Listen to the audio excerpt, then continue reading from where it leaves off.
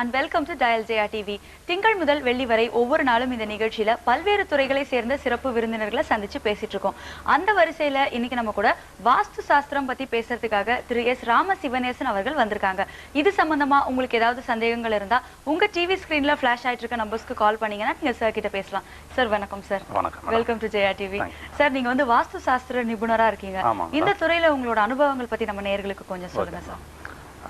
நான் கடந்த 15 ஆண்டுகளாக மதுரை அண்ணா நகர் 80 அடி ரோட்டில் வாஸ்து நியூமராலஜி சம்மந்தமான அலுவலகம் வச்சு நடத்திட்டு வர்றேன்.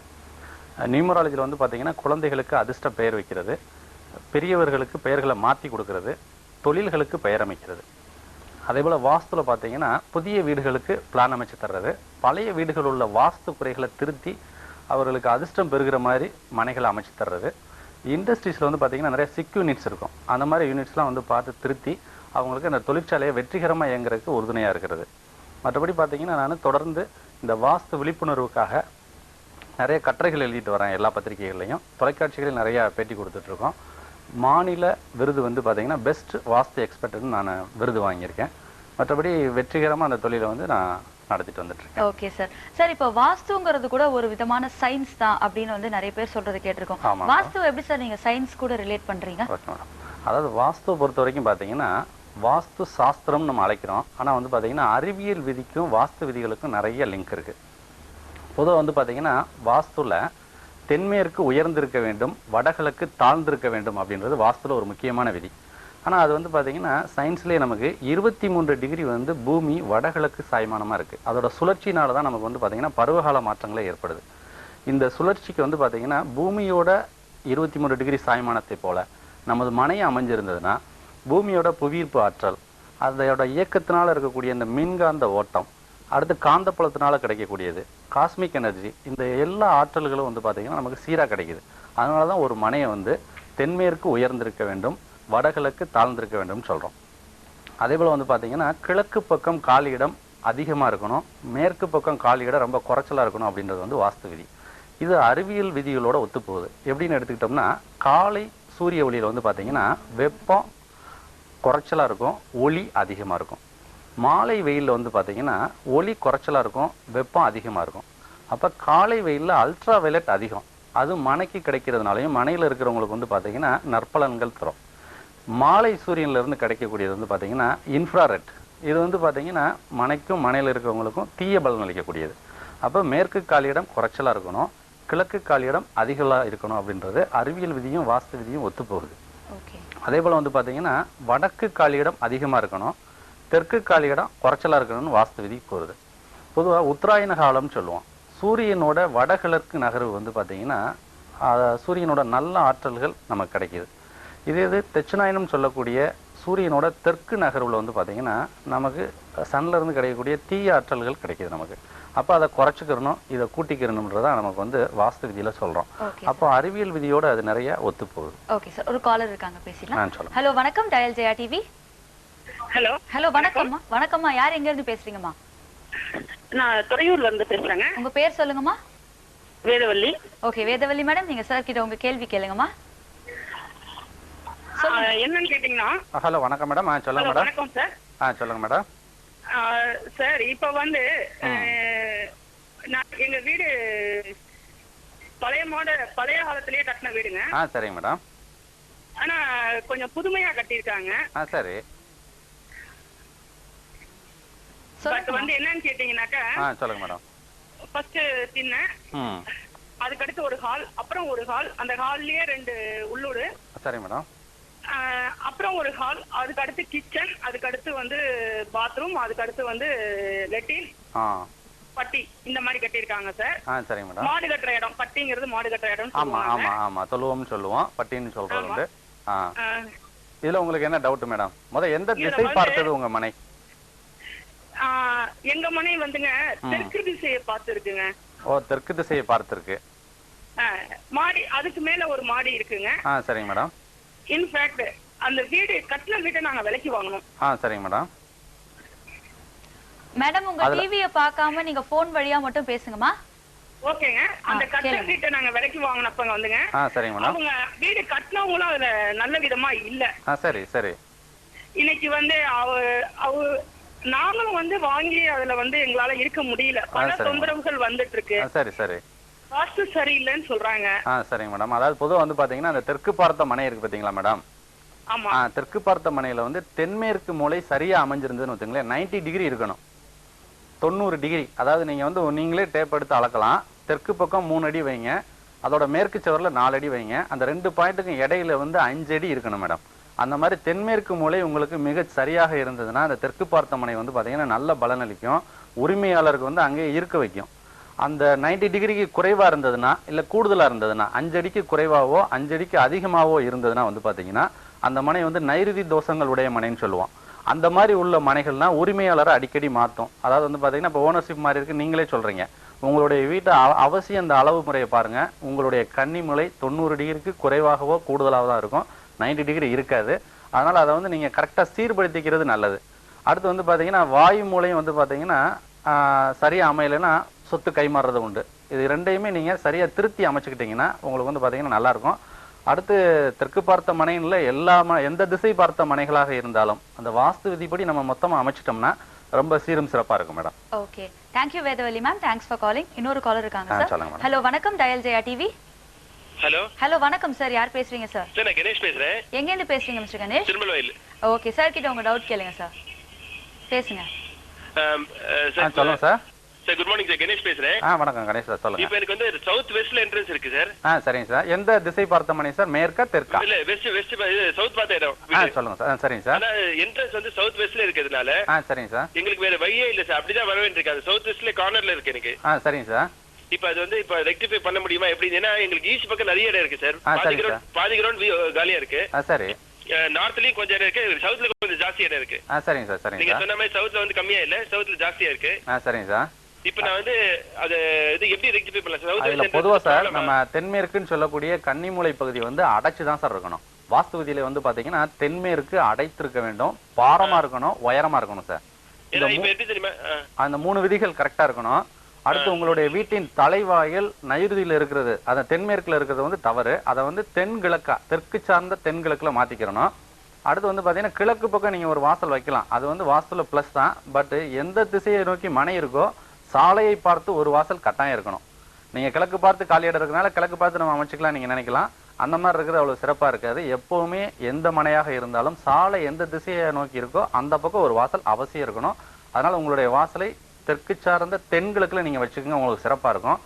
அதாவது வந்து பாத்தீங்கன்னா பொதுவா இல்ல மையத்துல வரணும் அப்படின்னா நீங்க கேம்பஸ் வச்சு பாத்துக்கணும் சார். திசையை வந்து சூரியனை வச்சு கணிக்க கூடாது. நமக்கு சூரியன் வந்து பாத்தீங்கன்னா வடகிழக்கு நகர்வு இருக்கும், தென்கிழக்கு நகர்வு இருக்கும். நீங்க மேக்னெட்டிக் லென்ஸாட்டி காம்பஸ் வச்சு திசையை கரெக்டா கணிங்க.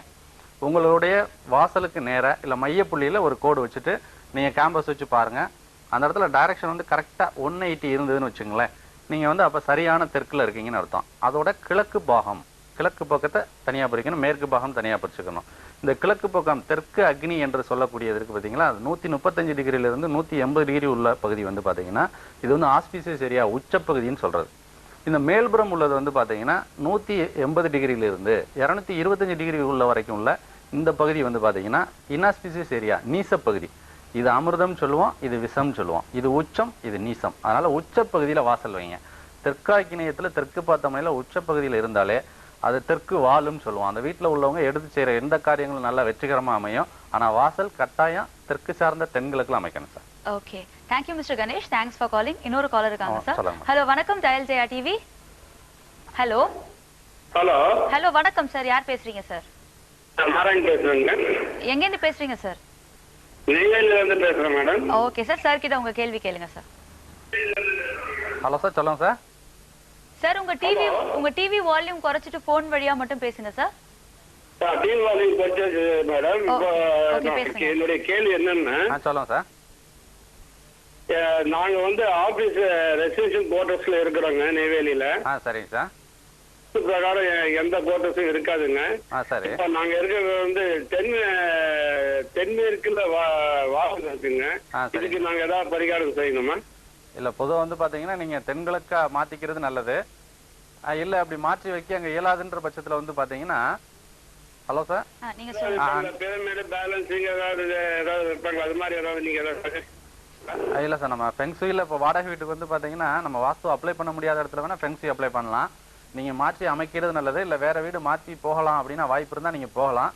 முடியாத பட்சத்துக்கு தற்காலிகமாக நீங்க வந்து பாத்தீங்கன்னா அந்த ஃபெங்ஷி அடிப்படையில சில டூல்ஸ் வச்சு நீங்க மாத்திக்கலாம் sir. Okay, thank you sir, thanks for calling. இன்னொரு காலர் இருக்காங்க சார். ஹலோ, வணக்கம் dial Jaya TV. Hello hello வணக்கம் மேடம். ஹலோ, வணக்கம் சார். யார் எங்க இருந்து பேசுறீங்க சார்?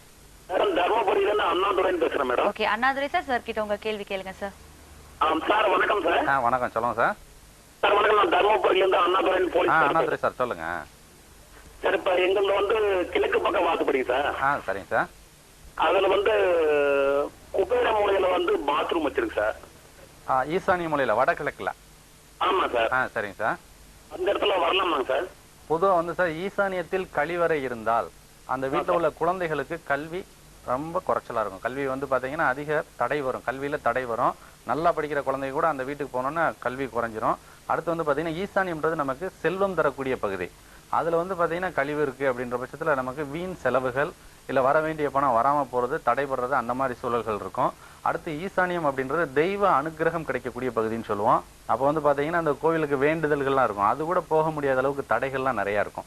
அதனால பொதுவாக ஈசானிய மூலையில கழிவறை அவசியம் இருக்கக்கூடாது. அதை நீங்க எடுத்து மாற்றி அமைச்சாதான் உங்களுக்கு வாழ்க்கையில நல்ல ஒரு சிறந்த மாற்றங்கள் வரும் சார். அவசியம் அதை மாற்றி அமைங்க, உங்களுக்கு நல்ல பலன்கள் வரும்.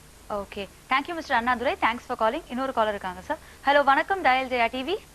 சார் வணக்கம் சார். வணக்கம் சார், யார் பேசுறீங்க சார்? சார் நான் கணேசன், திருப்பத்தூர். ஓகே சார், கிட்ட பேசுங்க சார். சொல்லுங்க மிஸ்டர் கணேசன். ஐயா வணக்கம் ஐயா. கணேசன் சார் சொல்லுங்க. சார் கணேசன் பேசுறேன், திருப்பத்தூர்ல இருந்து. சொல்லுங்க சார். சார் எங்க வீடு கிழக்கு பார்த்து இருக்கு சார். சரிங்க சார். அது வந்து வடமேற்குல ஒரு லெட்டின் கட்டிருக்கோம் எண்டுல. சரிங்க சார். வடமேற்குல அது இருக்கலாமா சார்? வடமேற்குல வந்து காம்பவுண்டோட எல்லையில இருக்கா, வீட்டுக்குள்ள இருக்கா சார்? காம்பவுண்ட் டச் பண்ண மாதிரி தான் இருக்கு சார். காம்பவுண்ட் உள்ளதான் இருக்கு சார். காம்பவுண்ட் உள்ளதான் இருக்கு. இல்ல சார், அந்த வாயு மூலையிலே கரெக்டா இருக்குங்களா, இல்ல வீட்டோட வாயு மூலையிலே இருக்கு சார். வாயு மூலையிலே இருக்கு. பொதுவா வந்து சார் அந்த வாயுவியத்தை பொறுத்த வரைக்கும் பாத்தீங்கன்னா வாயவியம் சரியாக அமைந்தால் வந்து பாத்தீங்கன்னா திவானாக்கும், வாயு மூலை சரியா இல்லைன்னா திவாலாக்கும் சொல்லுவோம். வாயு மூலையை பொறுத்த வரைக்கும் அது திறந்து இருக்கணும் சார், மூடி இருக்க கூடாது. வடக்கும் மேற்கும் சந்திக்கக்கூடிய அந்த வாயு மூலை வந்து பாத்தீங்கன்னா மூடி அங்க டாய்லெட் போறது அந்த மாதிரி இருக்கக்கூடாது. அது வந்து அவ்வளவு விசேஷமான அமைப்பு இல்ல. அதை இடிச்சு விட்டுட்டு வடக்கு பக்கம் ஒரு 2 அடி இல்ல 1 அடி வந்து கேப் விட்டுட்டு தனியா வைங்க. அதே நேரத்துல வீட்டோடையும் ஒட்டி இருக்கக்கூடாது சார். வீட்டுல வந்து பாத்தீங்கன்னா அந்த வாயு மூலையை சேர்த்தீங்கன்னு வச்சுங்களேன், அது வந்து ப்ரொஜெக்ஷன் ஆயிரும், வடக்கு வாயுவையும் வளர்ச்சி ஆயிரும். அப்ப ஈசானியம் குறைஞ்சிரும். ஈசானியம் குறைஞ்சாலே நம்ம மனையோட வளர்ச்சி குறைஞ்சிரும். அடுத்து வடக்கு வாயுவையும் வளர்ந்தாலே சலனம், சபலம், வழக்கு விவகாரங்கள், இந்த கம்யூனிகேஷன் கேப்ன்றது இருக்கும். வீட்டில் வந்து பார்த்தீங்கன்னா குழந்தைகளுக்கு வந்து திருமண முயற்சிகள்லாம் எடுத்தோம்னா தள்ளி போய்கிட்டே இருக்கும். அதனால வந்து பார்த்தீங்கன்னா வாயு மூலையை நல்லா திருத்தி அமைச்சுக்கோங்க, நல்ல சிறப்பான உங்களுக்கு மாற்றம் வரும் சார். வாழ்த்துக்கள். Thank you mister Ganesan, thanks for calling. இன்னொரு காலர் இருக்காங்க சார். ஹலோ, வணக்கம் dial Jaya TV. Hello hello hello, வணக்கம்மா. யார் எங்க இருந்து பேசுறீங்கம்மா? என் பேர் கிருத்திகா மேடம், நான் சென்னையில இருந்து கூப்பிடுறேன். ஓகே கிருத்திகா மேடம், நீங்க சார் கிட்ட உங்க क्वेश्चन கேளுங்கம்மா. எங்களுக்கு வந்து ஒரு கிழக்கு பார்த்த மாதிரி ஒரு சைட் இருக்குங்க சார். அதுல வந்து ஒரு 1000 ஸ்கொயர் ஃபீட்ல ஒரு வீடு கட்டலாம்னு யோசிச்சுட்டு இருக்கோம். சரிங்க மேடம். அதுல வந்து எந்தெந்த இது வந்து எங்கெங்க வரணும் சார்? இல்ல பொதுவா வந்து பாத்தீங்கன்னா மேடம், ஒரு மனையில வந்து காலி இடங்கள் மிக சரியா அமையணும். பொதுவா வந்து தெற்கு மேற்கு குறைந்த காலி இடங்களும் வடக்கு கிழக்குல வந்து அதிகமான காலி இடங்களும் இருக்கணும். அடுத்து ஒவ்வொரு அறைகளோட வாசல்களும் உச்ச பகுதியில் இருக்கணும். அதாவது உச்ச பகுதினா என்னன்னு கேட்டுக்கிட்டீங்கன்னா மேடம், அதாவது கிழக்கு பக்கம் மையப்புள்ளி இருக்கு பார்த்தீங்களா, அதுல வடக்கு சார்ந்தது வடகிழக்குன்னு சொல்லுவோம். அது வந்து 45 டிகிரில இருந்து 90 டிகிரி உள்ள வரைக்கும் பகுதி, அது வந்து உச்ச பகுதி, இனாஸ்பிசியஸ் ஏரியான்னு சொல்லுவோம். சரி, ஆஸ்பிசியஸ் ஏரியா. தென்கிழக்கு பக்கம் உள்ளது இனாஸ்பிசியஸ் ஏரியா, நீச பகுதி, உச்சம் நீசம். அதே போல வடபுறம் மையப்புள்ளி எடுத்துக்கிட்டீங்கன்னாலும் கிழக்கு பக்கம் உச்சம், மேற்கு பக்கம் நீசம். மேற்கு பக்கம் மையப்புள்ளி எடுத்துக்கிட்டீங்கன்னா வடக்கு பக்கம் உச்சம், தெற்கு பக்கம் நீசம். அதே போல தெற்கு மையப்புள்ளி எடுத்துக்கிட்டீங்கன்னா மேல்புறம் நீசம், கீழ்புறம் உச்சம். அப்ப இந்த உச்ச பகுதிகளில் உங்களுடைய வாசல்களை எல்லா அறைக்கும் அமைக்கணும் மேடம். அடுத்து பெட்ரூம் வந்து பாத்தீங்கன்னா கன்னிமூலையில இருக்கிறது ரொம்ப சிறப்பு.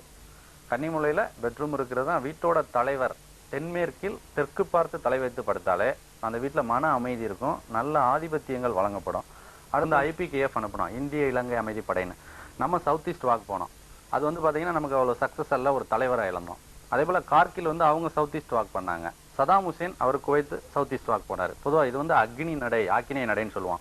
நெப்போலியன்ல இருந்து அலெக்சாண்டர் வரைக்கும் நீங்க மேப் எடுத்து வச்சுட்டு பாருங்க, எல்லாரோட அழிவுக்கான கடைசி நடை ஆக்கினை நடை அப்படின்னு சொல்லுவோம். அதனால உங்களை பொறுத்த வரைக்கும் ஈசானிய பாகத்துல பொதுவாக வந்து பாத்தீங்கன்னா இந்த மாதிரி கிழக்கு பக்கம் அடைச்சு அங்க கடை வச்சிட்டோம்னாலே நம்மளுடைய சொத்து வந்து பிறர் கைக்கு மாறுவதற்கான வழிகள் நிறைய இருக்கு. அதனால நீங்கள் அவசியம் மற்ற உள்ள மாற்றங்களை மிக தெளிவாக பார்த்து செஞ்சுக்கிறது நல்லது. நீங்கள் முதல்ல அடிப்படையாக செய்ய வேண்டிய ஒரு விதி என்னன்னு கேட்டிங்கன்னா, உங்கள் வீட்டோட ஈசானிய மூலையில் உள்ள கடையை இடித்து எடுத்துட்டு அதில் வாசல் வச்சு நீங்கள் அவசியம் ஏற்கனவே இருந்த அந்த கிழக்கு ஈசானிய நடை நடங்க. உங்களுக்குள்ள எல்லா பிரச்சனைகளும் தீரும், உங்களுக்கு நிறைய வளர்ச்சி இருக்கும், இந்த மனையும் உங்கள்கிட்ட தங்கும், இன்னும் வேறு மனைகள் நீங்கள் வாங்கக்கூடிய ஐஸ்வர்யங்கள் அமைப்புகளும் உங்களுக்கு அமையும் sir. Okay, thank you mister Viswa, thanks for calling. இன்னொரு காலர் இருக்காங்க சார். ஹலோ வணக்கம், டயல் ஜெயா டிவி. ஹலோ வணக்கம் சார், யார் எங்க இருந்து பேசுறீங்க சார்? நான் கோயம்புத்தூர்ல இருந்து ராஜகோபால் பேசுறேங்க. ஓகே ராஜகோபால் சார், உங்க டிவி வால்யூம் குறைச்சிட்டு பேசுங்க சார். ஒரு நிமிஷம். ஹலோ ஹலோ சார் கிட்ட உங்க டவுட் கேளுங்க சார். கேளுங்க சார். சொல்லுங்க சார். ஃபாரின்ல இல்லம்னா டியோபதி ஸ்ட்ரெஸ் லைன்ஸ் சொல்றாங்க, கரி லைன்ஸ் சொல்றாங்க, லே சொல்றாங்க. அது மேல எல்லாம் நம்ம வந்து ஒரு பெட் பொசிஷன் இருக்கிறதோ அல்லது நம்ம ஆபீஸா இருந்தா அதுல வந்து பிரதான சீட் போட்டு அந்த இடத்துல உட்கார்ந்து இருக்கிறதோ அது வந்து பாதிப்புகள் கொடுக்கும், ஹெல்த் கூட பாதிக்கும். ஜியோபதி ஸ்ட்ரெஸ் லைன்ஸ்ல பெட்ரூம்ல போய் அதுல படுத்திருந்தாலும் சொல்றாங்க. அத பத்தி உங்க கருத்துக்கள் சொன்னீங்கன்னா ரொம்ப நல்லா இருக்கும். ஆமா சார், அதாவது வந்து பாத்தீங்கன்னா நம்மளுடைய படுக்கை அறை இல்ல நம்ம ஆபீஸ்ல இருக்கக்கூடிய இருக்கைகளுக்கு பக்கத்துல வந்து பாத்தீங்கன்னா படி ஏறுதலோ இறங்குதலோ இருக்கக்கூடாது. அடுத்து வந்து பாத்தீங்கன்னா பீமுக்கு கீழே நம்ம இருக்கிறது வந்து அவ்வளவு விசேஷம் இல்லை சார். ஏன்னா பீமு கிட்ட என்ன நிகழ்துன்னு கேட்டீங்கன்னா புவியீர்ப்பு சக்தியும் ஈர்த்துட்டு இருக்கு, மேல இருந்து லோடும் நமக்கு அமைக்கிட்டு இருக்கு, அந்த இடத்துல ஒரு உந்து விசை இயங்கிக்கிட்டு இருக்கு. அப்ப அதுக்கு நேரம் நம்ம கீழே வந்து அமர்றது வந்து பாத்தீங்கன்னா இல்ல படுக்கையை போடுறது வந்து சிறப்பா இருக்காது. அதே போல வந்து பாத்தீங்கன்னா ஒரு இடத்துல படி வந்து நம்ம சேர்ற இடத்துல நம்ம உட்காரது நல்லா இருக்காது. இல்லை நமக்கு மேலே தலைக்கு மேலே படி போடுற இடத்துக்கு கீழே வந்து பார்த்தீங்கன்னா சில வியாபார ஸ்தலங்கள் எல்லாம் அந்த இடத்துல தான் கல்லா வச்சு உட்காந்துருப்பாங்க. அந்த மாதிரி இருக்கிறது சிறப்பானது அல்ல. பொதுவாக அந்த மாதிரி அமைப்புகளை தவிர்த்துறது நல்லது. சில தவிர்க்க முடியாத பட்சத்தில் சில இடங்களில் வந்து பார்த்தீங்கன்னா நம்ம ஃபால் சீலிங் அமைச்சிக்கலாம். அதாவது நீங்கள் பீம் இருக்கிற இடத்துக்கு ஃபால் சீலிங் அமைச்சு அந்த தோஷங்களை வந்து நீங்கள் மாற்றிக்கலாம் சார். நல்ல பலன்கள் உங்களுக்கு வரும். Okay, thank you mister Rajagopal, thanks for calling.